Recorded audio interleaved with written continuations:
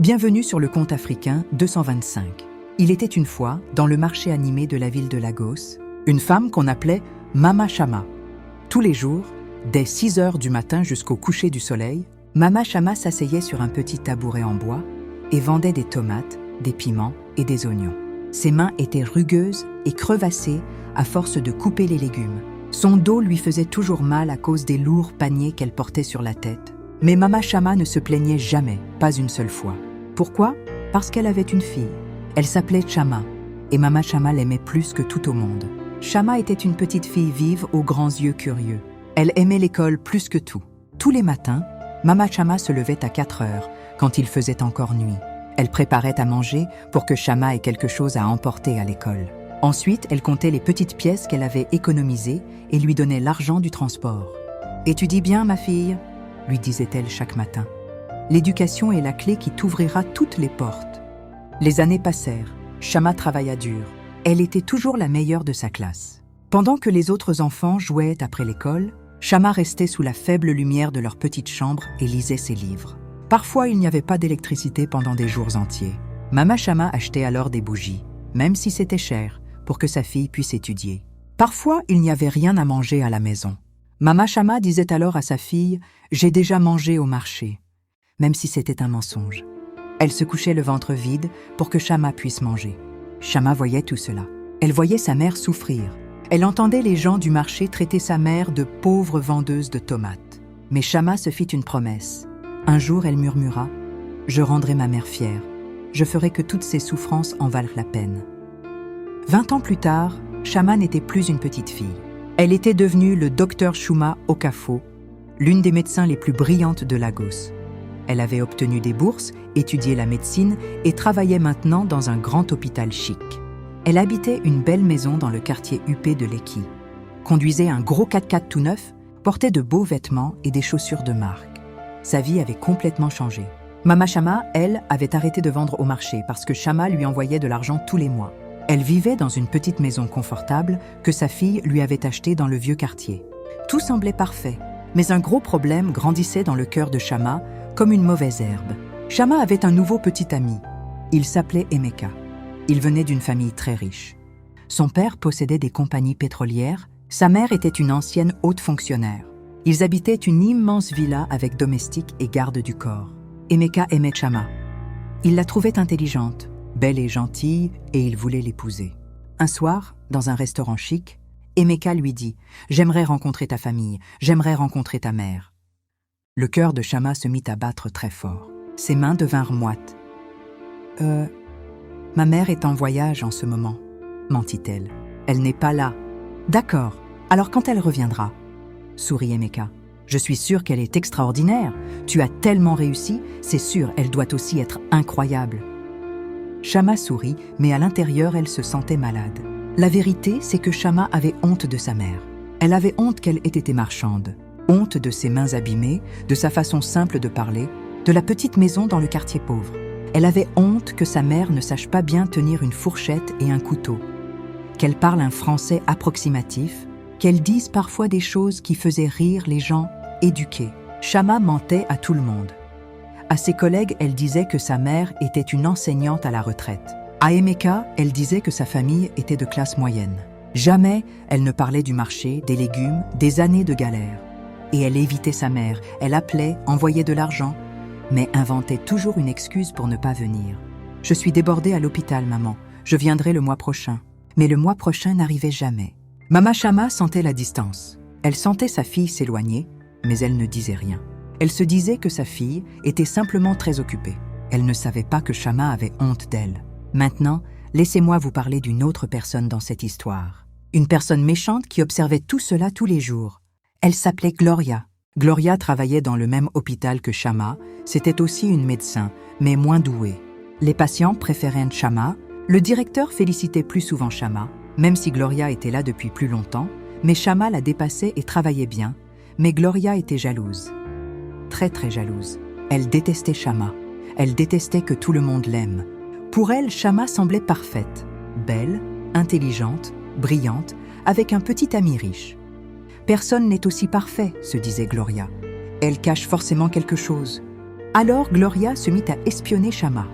Elle écoutait ses conversations, suivait ses réseaux sociaux, posait des questions sur sa famille, et petit à petit, elle découvrit la vérité. Un jour, en rendant visite à une amie près de l'ancien quartier de Chama, Gloria aperçut une vieille dame devant une petite maison qui coupait des légumes. La vieille dame portait un pagne bleu et jaune avec des motifs d'oiseaux. Gloria avait déjà vu ce pagne. C'était sur une photo que Shama gardait cachée dans un tiroir de son bureau. Le cœur de Gloria battit très fort. Elle gara sa voiture, s'approcha et fit semblant de chercher une adresse. « Bonsoir, madame. Savez-vous où se trouve la rue Adelu ?» Mama Shama leva la tête et sourit. « Ah, ma fille, tu es déjà passée. Il faut revenir en arrière et tourner à gauche au carrefour. »« Merci, madame. Vous êtes gentille. Dites donc, vous me dites quelque chose. Votre visage me semble familier. Vous n'auriez pas une fille médecin ?» Le visage de Mama Shama s'illumina de fierté. « Oui, oui, Ma Shama, Dr Chuma Okafo. Vous la connaissez ?» Gloria fit un sourire mauvais. « Oh oui, très bien, on travaille ensemble. » Mama Shama était ravie. « Ma fille réussit tellement bien son travail. Je remercie Dieu tous les jours. Vous savez, j'ai vendu des tomates pendant 25 ans au marché pour payer ses études. Chaque 5 francs que je gagnais, je le mettais de côté pour elle. Regardez comme Dieu l'a bénie. » Le sourire de Gloria s'élargit. C'était exactement le secret qu'elle cherchait. « Je suis sûre que Shama parle tout le temps de vous, de comment vous avez vendu des légumes pour la faire étudier, » dit-elle sournoisement. Le sourire de Mama Shama s'effaça un peu. Elle est très occupée à l'hôpital, elle ne parle plus beaucoup de moi ces temps-ci. Ça fait 8 mois qu'elle n'est pas venue, mais je comprends. Elle est devenue une grande doctoresse maintenant. Gloria n'en croyait pas sa chance. 2 semaines plus tard devait avoir lieu la grande fête du 50e anniversaire de l'hôpital. Tout le personnel, les personnalités et même la presse seraient là. Emeka devait y aller en tant qu'invité de Shama et voulait profiter de la soirée pour annoncer officiellement leur relation. Gloria eut une idée diabolique. Elle allait inviter Mama Shama à la fête et humilier Shama devant tout le monde. Une semaine avant la fête, elle retourna voir Mama Shama. « Bonsoir madame. Vous vous souvenez de moi? Je travaille avec votre fille. L'hôpital organise une grande soirée et on veut rendre hommage à Shama. On va lui remettre un prix de meilleur médecin. On veut la faire une surprise, venez !» Les yeux de Mama Shama se remplirent de larmes de joie. « Vraiment? Ma fille va recevoir un prix? Oh mon Dieu est bon! Bien sûr que je viendrai. Surtout ne lui dites rien, c'est une surprise. Venez comme vous êtes. » C'est ça qui rendra Shama la plus heureuse, voir sa vraie maman. Mama Shama passa la semaine à se préparer. Elle lava son plus beau pagne et son chemisier, emprunta des chaussures à la voisine. Elle allait voir sa fille recevoir un prix. Le soir de la fête arriva. La salle était magnifiquement décorée. Lumière partout, musique, buffet somptueux. Shama était sublime dans une longue robe élégante, cheveux impeccables, boucles d'oreilles en diamant offertes par Emeka. Ils entrèrent bras dessus, bras dessous. À 20h précises, Gloria reçut un message. « Je suis dehors. » C'était Mama Shama. Gloria alla chercher la vieille dame. Elle portait son vieux pagne, ses chaussures usées, mais son visage rayonnait de fierté. Gloria la fit entrer dans la grande salle. Mama Shama regardait tout autour d'elle, émerveillée. Elle n'avait jamais vu une fête aussi chic. Puis elle aperçut sa fille au loin, radieuse, au bras d'un bel homme. « Shama !» lança-t-elle d'une voix forte qui coupa la musique. « Ma fille Shama !» Shama se retourna et devint blanche comme un linge. Son cœur s'arrêta. Mama Shama traversa la foule. « Ma fille, on m'a dit que tu allais recevoir un prix? Je suis tellement fière de toi !» Tout le monde se tut. Tous les regards se tournèrent vers elle. Emeka murmura. « Shama, qui est cette femme ?» Mama Shama voulut serrer sa fille dans ses bras. Shama recula d'un pas. Un pas en arrière devant sa propre mère. Le silence était total. Les caméras se braquèrent sur elle. Emeka, plus fort. « Shama, qui est cette femme ?» Mama Shama, surprise. « Je suis sa mère. Je suis la mère de Shama. »« Et toi, mon fils, tu es qui ?» Emeka regarda Shama, choqué. « Ta mère? Mais tu m'as dit qu'elle était en voyage, qu'elle était enseignante à la retraite ?» Mama Shama, sans comprendre le malaise. « Enseignante? Non, mon fils. Moi, j'ai vendu des tomates pendant 25 ans au marché de Balogun pour que ma fille aille à l'école. J'ai porté des paniers sur la tête sous le soleil et la pluie. Mais regarde-la maintenant !» Mes souffrances n'ont pas été vaines. La salle entière retint son souffle. Les murmures commencèrent. Tout le monde savait que Shama avait raconté une autre histoire sur sa famille. Emeka regarda Shama avec déception. « Tu m'as menti sur tout. Sur ta famille, sur qui tu es ?» Mama Shama comprit enfin. Sa fille avait honte d'elle. Cette vérité lui brisa le cœur en 1000 morceaux. « Tu as honte de moi, après tout ce que j'ai fait pour toi ?» demanda-t-elle doucement, la voix tremblante. Chama ne disait toujours rien. Les mots ne sortaient pas. Mama Chama, les yeux pleins de larmes. « J'ai souffert pour toi. J'ai eu faim pour que tu manges. J'ai porté des vêtements usés pour que tu aies un uniforme. J'ai dormi par terre pour que tu aies le natte. Je faisais tout ça avec joie parce que je t'aimais. Et aujourd'hui, tu ne peux même pas dire que je suis ta mère. » Puis Mama Chama fit quelque chose qui bouleversa tout le monde. Elle dénoua son beau pagne, le seul vrai trésor qu'elle possédait, et le tendit à sa fille. « Tiens, c'est tout ce que j'ai. C'est tout ce que je suis. Si c'est ça qui te fait honte, prends-le. Prends tout, mais n'oublie jamais que je suis ta mère et que je t'aime. » Un silence de mort. Beaucoup pleuraient, même des hommes. Chama regarda le pagne, puis le visage de sa mère, vieillie trop vite à cause du travail et des sacrifices. Elle regarda ses mains rugueuses qui avaient tout donné. Et soudain, quelque chose se brisa en elle. Elle tomba à genoux devant sa mère et éclata en sanglots. « Pardon, maman, pardon. Je suis tellement désolée. » Elle prit les mains de sa mère et les serra contre son visage. « Tu m'as tout donné. Tu m'as donné la vie, l'éducation, l'espoir, l'amour. Et moi, j'ai voulu te cacher. J'ai eu honte de toi. Quelle horrible fille je suis devenue. » Mama Chama releva sa fille et la serra fort dans ses bras. « Chut, mon enfant, chut !» Mais Chama se tourna vers la salle, le visage ravagé par les larmes, mais enfin vrai. « Voici ma mère. Elle s'appelle Mama Chama. Elle a vendu des tomates pendant 25 ans au marché de Balogun. Elle n'est jamais allée à l'école. Elle parle un français cassé et mauvais. Elle ne sait pas tenir une fourchette. Elle n'a jamais porté de robe de soirée. Mais ma mère est la personne la plus forte et la plus aimante que je connaisse. Tout ce que je suis, je le lui dois. Et j'ai eu honte d'elle. » Elle se tourna à nouveau vers sa mère. « Maman, je ne mérite pas ton pardon, mais je te supplie de me laisser passer le reste de ma vie à te rendre honneur. » Mama Chama sourit à travers ses larmes. « Ma fille, je t'ai déjà pardonné avant même que tu demandes. C'est ça être mère. » La salle explosa en applaudissements. Beaucoup pleuraient. Chama se tourna vers Emeka. « Je comprendrai si tu ne veux plus de moi. J'ai menti. » Emeka s'approcha, regarda Mama Chama, puis Chama. « Tu as raison, tu n'es pas la personne que je croyais. Je croyais que tu étais juste une belle médecin qui réussit. Mais tu es bien plus que ça. Tu es la fille d'une héroïne. Et tu as eu le courage d'avouer tes erreurs. » Il tendit la main à Mama Chama. « Madame, je m'appelle Emeka. Je veux épouser votre fille.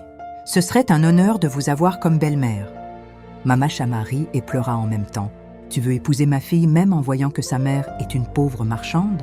Emeka sourit. « Madame, si vous avez réussi à élever une femme pareille en vendant des tomates, vous n'êtes pas n'importe qui. Vous êtes une femme extraordinaire. » Gloria, dans son coin, bouillait de rage. Son plan avait échoué. Au lieu d'être humilié, Chama était plus admiré que jamais. Le directeur de l'hôpital monta sur l'estrade. « Ce soir, nous avons vu ce qu'est le vrai caractère. Dr Chuma Okafo nous a montré que le vrai succès, ce n'est pas cacher d'où l'on vient, c'est honorer ceux qui nous ont permis d'y arriver. Ce soir, je ne vais pas seulement annoncer votre promotion. Je vais créer la bourse Mama Chama pour les enfants pauvres qui veulent faire médecine. » Tonnerre d'applaudissements. 3 mois plus tard, Chama et Emeka se marièrent. La cérémonie fut belle, pas trop clinquante. Mama Chama était assise au premier rang dans une jolie robe faite par la couturière du quartier avec un tissu africain magnifique. Beaucoup de ses anciennes collègues du marché étaient invitées. Chama n'avait plus rien à cacher.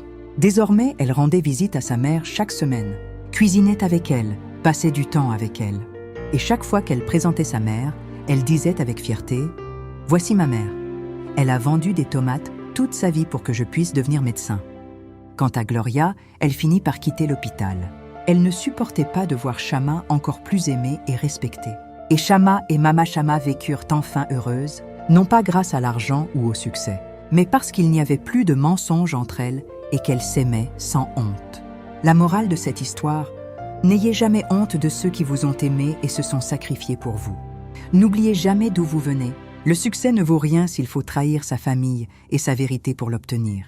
Vos parents ne sont peut-être pas riches ni instruits. Ils ne parlent peut-être pas un français parfait et soutenu, mais s'ils vous ont aimé et ont fait de leur mieux, ils méritent votre respect et fierté, jamais votre honte.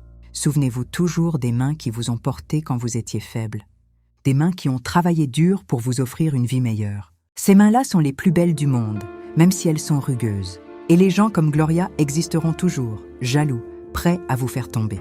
Mais si vous vivez dans la vérité, si vous restez reconnaissant et humble, leurs plans méchants se retourneront toujours contre eux. Soyez comme Chama à la fin de l'histoire, pas comme au début. Soyez fiers de vos origines et reconnaissants envers ceux qui vous ont aimé quand vous n'aviez rien. N'oubliez pas d'aimer la vidéo et de la partager si vous avez aimé. N'oubliez pas aussi d'activer la cloche de notification pour plus d'histoires inspirantes sur le compte africain 225. La prochaine fois, je vais prendre le nom des bavards et des absents.